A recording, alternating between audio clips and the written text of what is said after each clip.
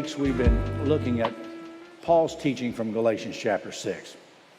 Paul says, the fruit of the Spirit is love, joy, peace, patience, kindness, goodness, gentleness, faithfulness, and self-control. We decided to take each one of these attributes that Paul says are a fruit of the Spirit and try to apply them in a very practical way to our lives. One of the things I think is important is that we take these principles that are taught about in the Bible and we bring them into a manageable way to where you can apply them in some measure to your life every week. And we try to do that. For example, the first week, the fruit of the Spirit is love. Now, I can talk to you for an hour or more about just the concept of love. And I did speak to you several weeks ago about that. But we boiled it down to a practical prescription. And we wrote it on the pad for you and gave it out. And it's this. Every day say, I am loved, accepted, and free. There's so many people think that God is angry with them. And they feel like they're hiding from Him. You don't have to. You are loved by God, accepted, and free. It is an unconditional love. The second week, we talked about joy. And how that, every day is a gift. No matter what your circumstance, you're alive today, and it's a gift from God. The third week was peace. Drink and think. Drink a glass of water and think peace. Patience is really long-suffering. I will go the extra mile. Kindness. Tell someone you admire or appreciate about them. So tell someone something you admire or appreciate about them. 2 weeks ago, we talked about this one. In your greeting, when people say, how are you doing? The response is, not fine, not well, not terrific. The response is, I am trying to do good. And what that means is, how are you doing? I'm trying to do good, and we challenge you to do good. And in that challenge, we also offered a gift certificate so that you could buy a $10 gift certificate and give it to people that you know. And you responded in a great way. Many of you bought these gift certificates and you gave them away. And if you bought a $10 certificate, what we said was we'll match it. So out of your $10, you really got $10 to give away, but you also did not realize you were giving $10 to hurricane relief up in the Panhandle. So over $3,000 goes to the Panhandle in hurricane relief because of you trying to do good. Make sense? That's a good thing. So you can quiz me in the Grand Hall. Some of you have already realized I'm not good at this, but I'm trying.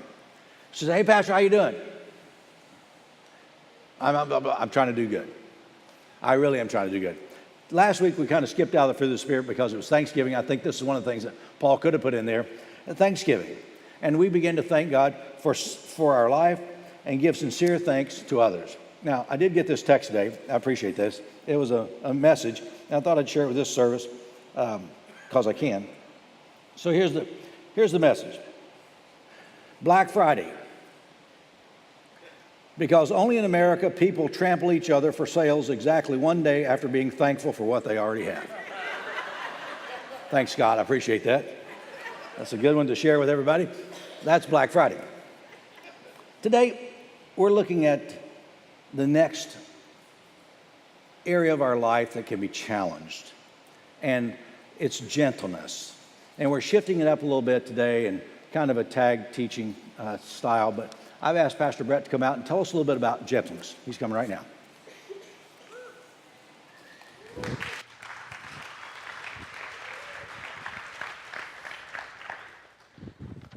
Thank you. It's good to be with everybody. I wasn't sure if I should do this, but it's actually, do you call your boss out on a mistake you made in front of everybody? I thought, well, we're teaching on gentleness, so I guess this is as good a time as any. It's Galatians chapter 5, not 6.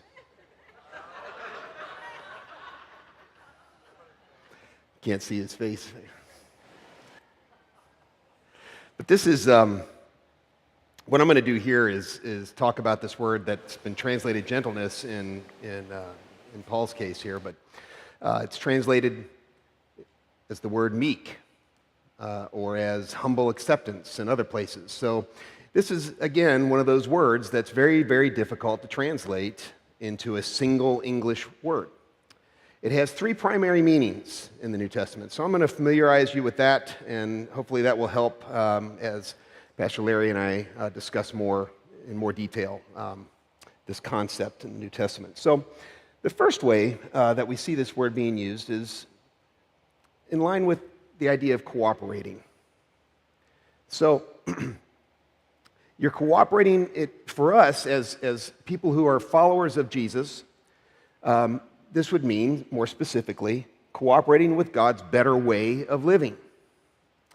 In the Sermon on the Mount, Jesus starts off that whole section with what are called the Beatitudes. The second Beatitude is this. He says, the meek shall inherit the earth. Blessed are the meek, for they shall inherit the earth. So what does he mean by that? What he means, at least part of what he means, is, look, the meek are the ones who are not rash when they have to face the challenges of life. So we're occupied by the Romans at that time, and the meek are the ones that are actually going to survive this whole thing and end up inheriting the earth. It's actually very practical. So blessed are the meek because they keep their strength under control. They're cooperating with the ways that I'm teaching you, Jesus would say. And therefore, instead of living by the sword and dying by the sword, you have your sword, but you know when to unsheath it and when to leave it alone. You're using this. You're not just an animal that reacts. You're cooperating with God's better ways. Does that make sense? Second way we see it being used is this. That gentleness is being teachable. James, the brother of Jesus, wrote a letter, and in his letter in the first chapter, he says, put away all this moral filth and all these things that corrupt you, and humbly accept the word that has been planted in you. What's he mean by that? Well, the word, meaning the teaching that Jesus has brought to us, the teaching that we see from the prophets in the Old Testament. Take those teachings and humbly accept them. Understand that there's always more to know. Be humble enough to admit that you still need teaching. In the last service, Pastor Larry made the point that, look, you can get the degree, but all that should actually do is prepare you to be a lifelong learner. And that's true, isn't it? There's always more to know, especially with God. If there wasn't, he'd be a pretty boring God. So there's always more to know. There's always ways to grow. And so a gentle person in the New Testament sense is someone who is teachable. He's not so prideful that he can't hear. That's why Jesus says in many of his teachings, he who has ears to hear, let him hear. He's talking about the pride of the Pharisees and their unwillingness to hear what he was bringing to the table. The third way, and probably the most prevalent, is this concept of being compassionate. So the gentle person in the New Testament is someone who is understanding and compassionate. So when life's challenges come and challengers come, we don't just react again. We seek to understand the challenger and the circumstances around us, the circumstances that might have led up to the challenger challenging us.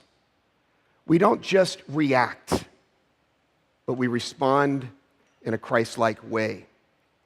Jesus said this in chapter 11, "Take my yoke upon you, for my way is easy, my burden is light, and you'll find rest for your souls." What does he mean by that?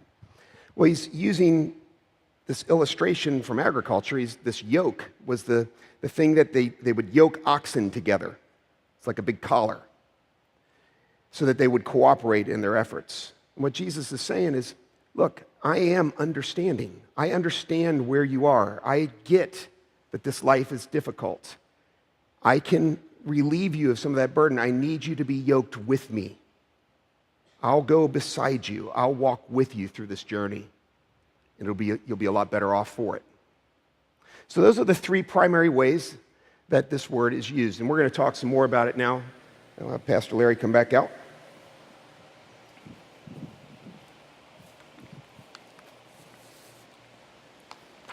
He's always got plenty to say. Gentleness. Let's be gentle. Let's be gentle. So, we went through these three understandings, and Brett made a very good point that out of many of the Greek words that we have, this one is very difficult to translate from Greek to English. We really don't get the full impact. So we use a word like gentleness, it's really not enough.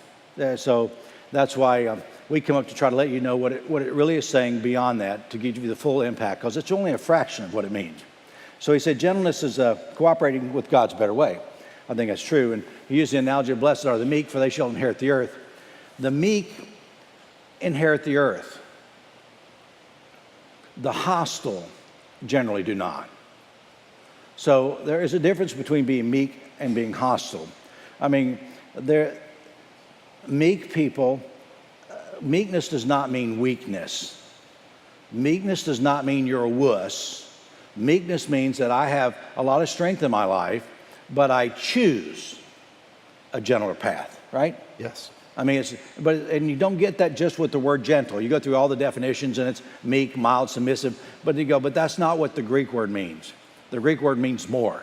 It means strength, controlled strength, not just out of control, which I think is important. So the people who inherit the earth are not those who are the militant ones. It's not the zealots like we talked about. Right.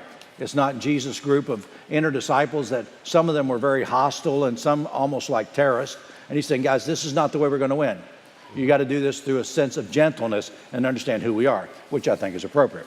So, but that's one of them. The second thing you said is gentleness is being teachable. So I'd like to elaborate a little bit more on that. It is true that teachableness is a characteristic that also goes along with being gentle. So when you know it all, it's hard to be teachable, right? When I was 16 years old, I remember talking to my dad thinking, he is the dumbest man alive. Yeah. I mean, I just can't believe he didn't see it. I had all the insights, all the wisdom. And then I went to college. I moved out at 17 and finally came back home for a short stint after I graduated from college, and was amazed how intelligent my father got from the time I went to college until I came back. And it really, I just laugh about it because I knew it was me. But that teachableness is an important quality. One of the things we think at academic, and you mentioned this, academia is not about getting a degree. It's about learning the process to where you can become educated and keeping that going throughout your lifetime. If you say, well, I got the degree, now I can just sit back and do nothing, then you've lost your teachable spirit. Yeah, you missed the point. We read continually. I read on average a book or two a week. I say, well, I have a huge library. People say, have you read all those books? And I go, mostly. Now I talk to my son Ryan, he goes, why do you read all those books? You can get all this on podcast. And you know what really is annoying? I really like those podcasts. And they're a little easier than reading a book. Yeah. But there's so much information today. Education can come in many different areas. You don't just have to read, you can learn through podcasts. And I think some of the things that are available throughout the world now is wonderful. But most of the books that I read actually are audible because I'm not good at reading. So yeah, those are valuable ways to learn. Right, but you're still learning. Yes. And so am I. And if you've got it all figured out, God bless you. You know, maybe you got some insights for us you'd share with us on how you got that figured out. And if you really want to give them to us, write them on a note card and put them in those round cans as you go out. You know, that's where we like to keep those.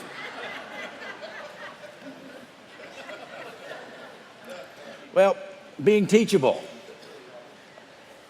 Gentleness also is being compassionate.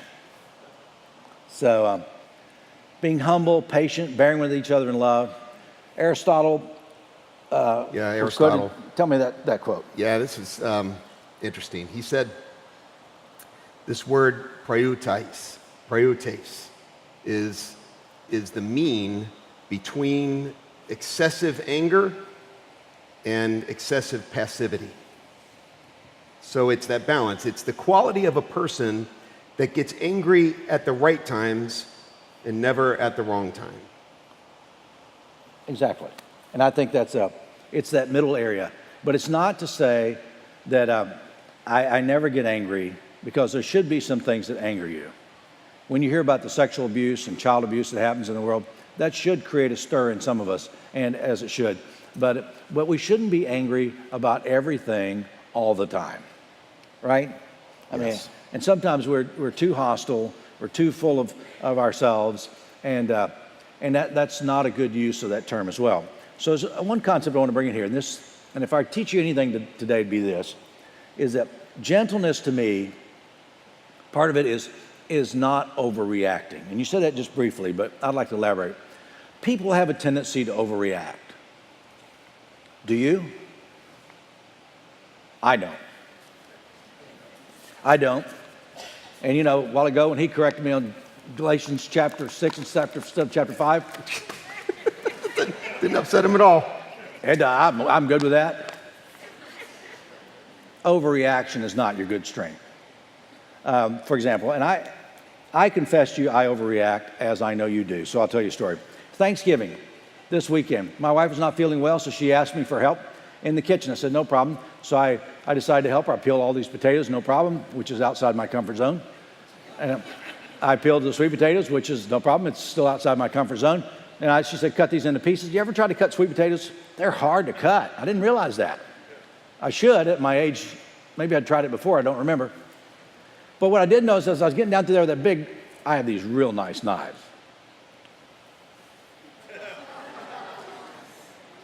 Man, when I cut that thumb, I just went, oh. Makes me irpy every time I hear this story. Yeah. And I mean, it was not pleasant. She said, please don't tell anybody you did this on the sweet potatoes, because I mean, you know, there's a lot of extra dressing. Oh, gross. They were the most delicious sweet potatoes that my family's ever had.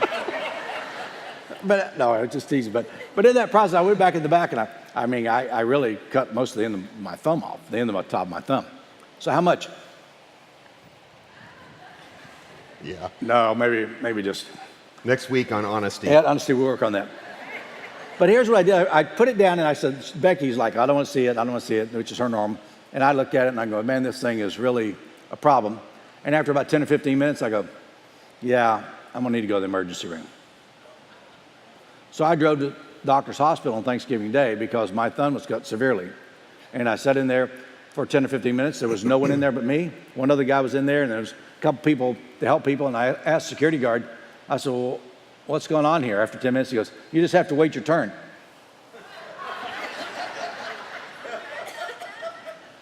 But in the spirit of not overreacting, I got up and walked out. I went home, and I said, I can fix this. I am a PhD. I am a doctor. So I went by Walgreens and bought a bunch of tape, you know, $20 worth of tape and Band-Aids. And I taped that sucker up, and it seems to, I just hope it doesn't affect my piano playing skills. My kids assured me, since I don't play the piano, it won't bother that at all. But what does it affect? Not really a daggum thing. But here's the thing, you can overreact. Did I overreact by going to the emergency room? Maybe. Or did I overreact by leaving the emergency room? Yes. I think so. So the answer to both of those is yes, yes, yes. Here's what I'm convinced. Some people I know, and I have a good friend, he's here, he has the knee-jerk reaction that when he does that knee-jerk reaction, he is at his worst. His reaction is never good in that knee-jerk. But if he takes 15 minutes, takes a few breaths, and writes his response, I challenge anybody to write a more articulate response to the circumstance. Absolutely brilliant. And I go, it's amazing how within one human being, you can have this beautiful response or this overreaction response. I'd say they're 0 to 100. Gentleness, somehow in here simply saying, you know, I have the strength to overreact, but I choose not to. I learn to take a deep breath. I learn to let some things go, to think about it for a few minutes before I make my decision. And that's appropriate. So for me, overreacting, did I overact when I went to the doctor's office? Probably not, because I thought about it for 10 minutes. Did I overreact when I left? No, because I waited 10 minutes. And we're not talking about patience today, are we? That's a different story. But I mean, maybe a little overreaction just leaving. But in this Bible times, in the villages, judges would come. And these guys would come in and settle cases, arbitrary cases. But when these guys would travel from city to city, village to village, they would ride into town on a donkey, symbolizing meekness. On Palm Sunday, Jesus rides on a submissive animal to display his right to judge, yet demonstrates his meekness. You know, parates can be understood by the wild donkey analogy. A naturally strong wild animal that has been brought under the direction of its trainer, that's the word gentle. So I've got good news for you. I look across this vast crowd, and there's a lot of wild donkeys here. That's not the term you used back there. I know. I'm just kidding. They can make that translation. But in that process, a lot of wild donkeys, but in that spirit that we have, the Spirit of Christ comes to us, and all of a sudden we begin to realize, I can have this strength, this wildness, but also within me, there's this sense of wanting to follow the teachings of Jesus, and I want to be gentle, and I want to be kind, and I want to be peaceful, and I want to be loving. This one is not just about being submissive. It's about being strong submissive. It's about choosing to be submissive. Because some people are just submissive by nature. Let me use the analogy. Some people, when they drive the car, they drive very aggressively. Mm-hmm. And those people, and you know who you are, when next time you're driving that way, I just want you to think your pastor is the person in front of you. That's frustrating. And they drive aggressively. And I'm not saying, that's within them. And sometimes you need to take a deep breath and say, I need to back this off a little bit. But if you're the little old lady that's going 20 in a 60-mile-an-hour zone, for heaven's sakes, push the gas, lady. Some people are the opposite of this strong side is this apathetic side. Yeah. To where they just don't care. And God works on us in different ways. And if you're the strong wild donkey today, maybe he's telling you, hey, bring it under control. And if you're the person that says, no, I'm fine, everything is good in my life, everything's sweet, then maybe you need a kick in the butt to be a little more aggressive and step up and stand for some things that you've not. That's what the word meekness means. It's finding the right blend of strength and gentleness to make a difference in the world. Yeah. So who do you know that demonstrates that quality, Brett? Yeah, the best example in my life of this meekness or this gentleness is my wife. If you were to meet my wife out in the Grand Hall, those of you who have, you know that she's just a very sweet, nurturing soul. All the kids, and she's a third grade teacher here at Suncoast Academy, and all of her kids love her for that reason. But the other day, actually it was yesterday, in fact, I'm in the shower, and all of a sudden I hear Mama going off. What are you doing? So, oh boy, something happened. So what happened was my two youngest boys got into it. They're throwing each other around the room, stuff's crashing in there, and Mom took out the sword. So she's the kind of person, especially as she's gotten older, where she has that sword, but she knows when to unsheath it. She knows when it needs to be used. She's wise that way. When we were younger, sometimes she brought it out and cut me off at the knees too soon, but since she's older, she's used it much more wisely. And that's a good example of gentleness. Yes. Or meekness, which are the same word. But those who avoid conflict at all costs are never going to win. Those who overreact and run with their sword out, always ready to lop off a limb, they're never going to win either. Both extremes are what Jesus is dismissing here. The real point of this characteristic is discovered when we ask the question, then how do the meek inherit the earth? You know what the answer is? By the grace of God. Because it's the grace of God that changes the hearts and minds of people just like you and me. It's the grace of God that encourages people who are a little apathetic to kick it into gear a little more. It's the grace of God that takes those people who are wild and strong and always abrasive to bring it down a little bit. And one of these prescriptions that we're going to give you today, I think can help you in that area. But before we do look at that prescription, there's a couple things I want to say. Congratulations to those who discover the balance. This group who discovers the balance is filled with God. They are strong on grace, strong on love, and strong on action. This is the group that will change the world and turn it upside down. I'm proud to be a part of a group like that. A group that realizes, hey, I can be strong, I can be aggressive, but there are times I need to take a deep breath and let the Spirit of Christ slow me down just a little bit and be a better part of who I can be. Make sense? Yeah, I'm going to keep learning. Good. Me too. You want to share the prescription with us for today? Yeah, sure. So,